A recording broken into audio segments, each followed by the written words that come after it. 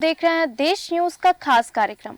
और आज के खास कार्यक्रम में हम बात करेंगे कि आखिरकार महात्मा गांधी की मृत्यु कैसे हुई थी, उस दिन क्या क्या हुआ था, सब जानेंगे। आपको बता दें कि 30 जनवरी 1948 का वो दिन था जब हत्यारे नाथूराम गोडसे ने महात्मा गांधी की जान ले ली थी। जी हाँ, वही नाथूराम गोडसे जिसे लोग आजाद भारत का पहला आतंकवादी कहते हैं। वही गोडसे भारतीय राजनीति के इतिहास में एक विवादास्पद नाम है। गांधी प्रार्थना सभा में आई उस भीड़ को जरा भी इल्म नहीं था कि उस दिन कुछ ऐसा हो जाएगा। लोगों के मन में अभी भी कई सवाल तैर रहे हैं। महात्मा गांधी को उस दिन कितनी गोली लगी थी?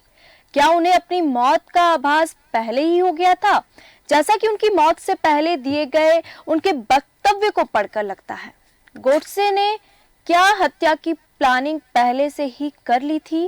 क्या गांधी को मारने वालों में गोडसे अकेले था या इस हत्या में पीछे और भी लोग जुड़े थे? राष्ट्रपिता की जो आपको बता दे महात्मा गांधी, हम आपको इन्हीं सवालों से जुड़े आज के खास कार्यक्रम में जवाब देंगे कि आखिर गांधी और गोडसे 30 जनवरी के दिन क्या कर रहे थे। आपको बता दें, अपनी मौत का पूर्व अनुमान लगा चुके थे महात्मा गांधी। 20 जनवरी 1948 यानी मौत से 10 दिन पहले एम.के. गांधी पर हत्या का पहला प्रयास हुआ था। हालांकि इस हमले में वे बाल बाल बच गए थे। 20 जनवरी के बाद से अगले 10 दिन तक उन्हें जैसे अपने मौत की आहट सुनाई देने लगी थी। अपने अंतिम दिनों में गांधी इस कदर अपनी मौत का पूर्वानुमान लगा चुके थे कि मानो उन्हें पता था कि 30 जनवरी या उससे पहले उनके साथ कुछ ऐसा ही होने वाला है।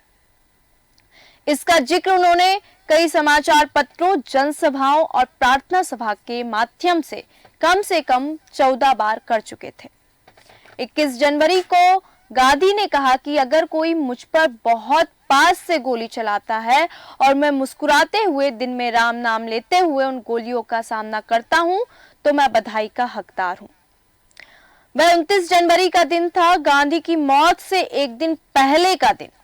इंदिरा गांधी, जवाहरलाल नेहरू की बहन कृष्णा, नयनतारा पंडित, राजीव गांधी और नायडू महात्मा गांधी से मिलने बिरला आवास गए थे। इंदिरा गांधी की जीवनी लिखने वाली कैथरीन फ्रैंक ने अपनी किताब में उस शाम का विवरण भी लिखा है। उन्होंने बताया कि उस शाम बिरला हाउस में सभी गांधी से मिलने के लिए एक लॉन में बैठे थे। गांधी एक कुर्सी पर बैठे धूप सेक रहे थे।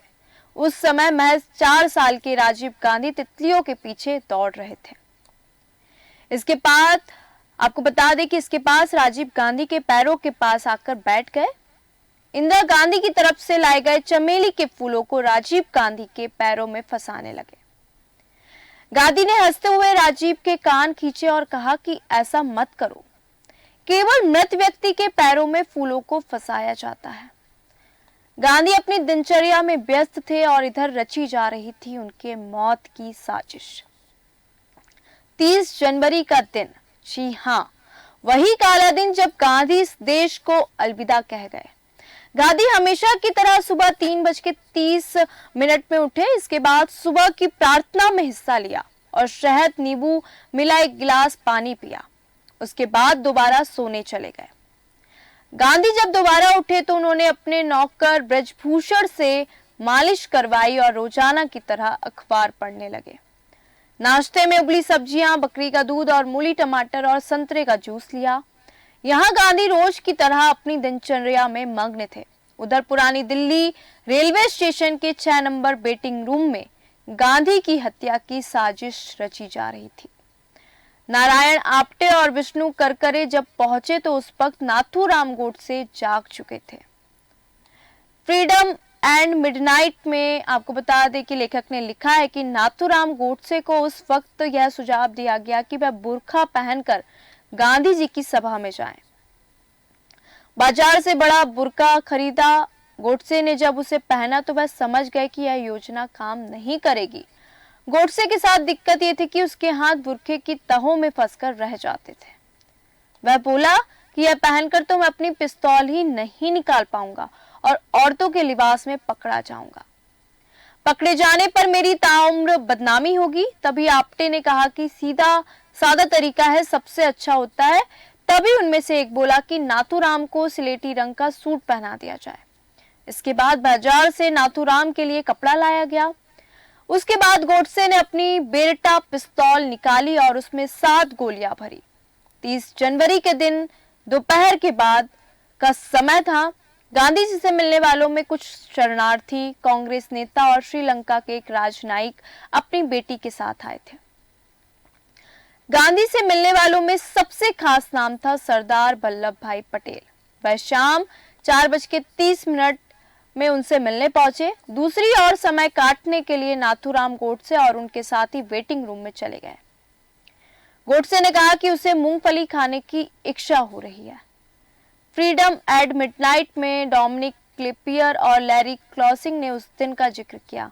नाथूराम की मूंगफली की मांगने पर आप्टे मूंगफली लेने बाजार चले गए और कहा कि मूंगफली तो उन्हें कहीं नहीं मिल रही, अगर काजू बादाम में काम चल जाए तो बताओ। गोडसे ने कहा कि उसे सिर्फ मूंगफली ही खाना है।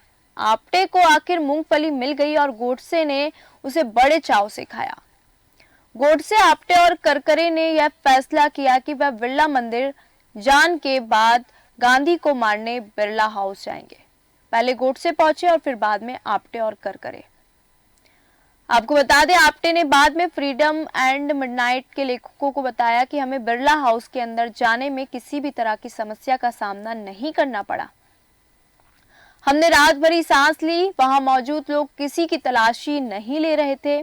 आपने ने बताया कि उसने देखा कि वहां गोडसे पहले से ही लोगों के साथ घुल मिल गया था।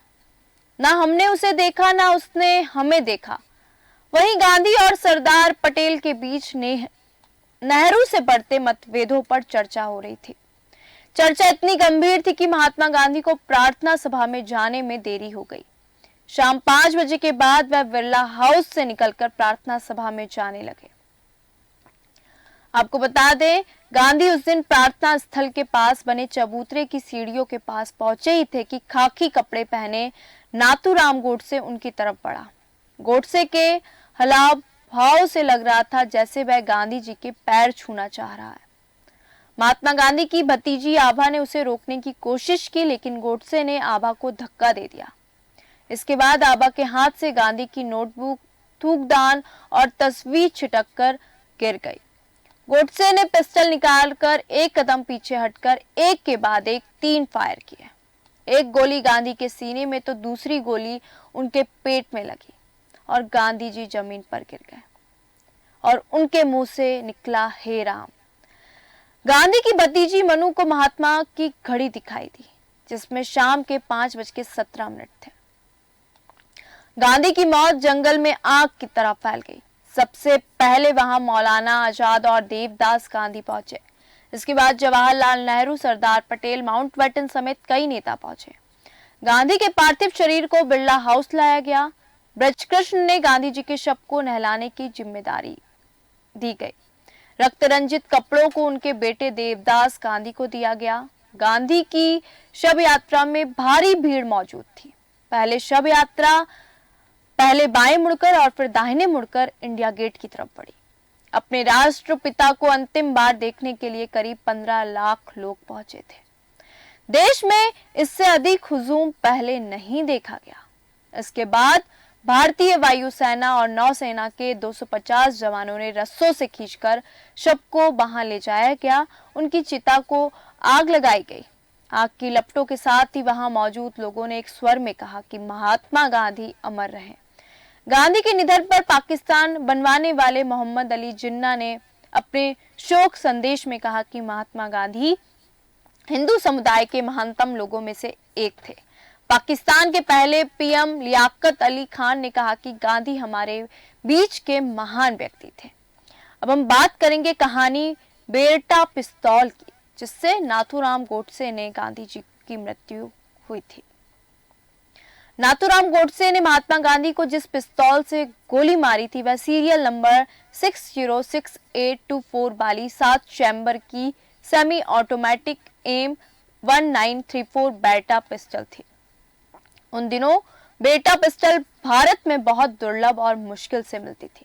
हालांकि द्वितीय विश्व युद्ध के दौरान इटली समेत कई देशों के सैनिक इसका धड़ल्ले से इस्तेमाल कर रहे थे। बेटा अपने अचूक निशाने के लिए मशहूर है और कभी धोखा नहीं देती है। आपको बता दें, बेटा बनाने वाली कंपनी यूं साल 1526 से वेनिस में बंदूक के बैरल का निर्माण करती थी, लेकिन जब प्रथम विश्व युद्ध की शुरुआत हुई तो कंपनी का बिजनेस अचानक फलने फूलने लगा। कंपनी ने 1915 में इटली के सैनिकों को हथियार सप्लाई करना शुरू किया। इसी दौरान बंदूक निर्माण की शुरुआत हुई और पिस्तौल की गुणवत्ता और विश्वसनीयता इतनी सटीक थी कि देखते ही देखते यह सैनिकों में मशहूर हो गई। अब बात करते हैं उस बंदूक की जिससे महात्मा गांधी की हत्या की गई। यह बंदूक वास्तव में किसकी थी, यह आज तक पता नहीं लग पाया, लेकिन इसके सीरियल नंबर से कुछ कहानी जरूर पता लगती है। जैसे यह पिस्तौल साल 1934 में मैन्युफैक्चर की गई थी, या तो साल 1934 या 35 में इटली आर्मी के किसी अफसर को मिली थी। बाद में जिस अफसर को यह बंदूक मिली वह इसको अपने साथ अफ्रीका ले गया। उस वक्त इटली ने एबिसिनिया पर हमला कर दिया था। बाद में जब इटली की सेना ब्रिटिश फौज से मुंह की खानी पड़ी तो फोर्थ ग्वालियर इंफेंट्री के ब्रिटिश अफसर ने वॉर ट्रॉफी के रूप में वहां बेटा पिस्तल हासिल की। अब सवाल यह है कि महात्मा गांधी के हत्यारे नाथूराम गोडसे तक ये पिस्तौल कैसे पहुंची। इतिहासकार और लेखक डोमिनिक लपिर और लैरी क्लॉनिस अपनी किताब फ्रीडम एट मिडनाइट में लिखते हैं कि नाथूराम गोडसे ने पहले दिल्ली के शरणार्थी शिविरों से पिस्तौल हासिल करने की कोशिश की, लेकिन नाकाम रहा। आखिरकार दिल्ली से 194 मील दूर ग्वालियर में उनकी कोशिश सफल हुई। गांधी की हत्या से 3 दिन पहले 27 जनवरी 1948 को ग्वालियर में दत्तात्रेय सदाशिव परचुरे ने अपने पिस्टल दी, जो हिंदू महासभा से जुड़े थे और हिंदू राष्ट्र सेना के नाम से अपना संगठन चला रहे थे। आज के खास कार्यक्रम में हमने आपको बताया कि आखिरकार भारत में कैसे गांधी की हत्या वाली बंदूक सामने आई थी और 23 जनवरी 1948 को क्या क्या हुआ था। क्या गांधी जी पहले ही अपनी मौत का पूर्वानुमान लगा चुके थे और उनकी मौत की साजिश कैसे रची गई? तमाम जानकारी हमने अपने खास कार्यक्रम में दी। देखते रहिए देश न्यूज। नमस्कार।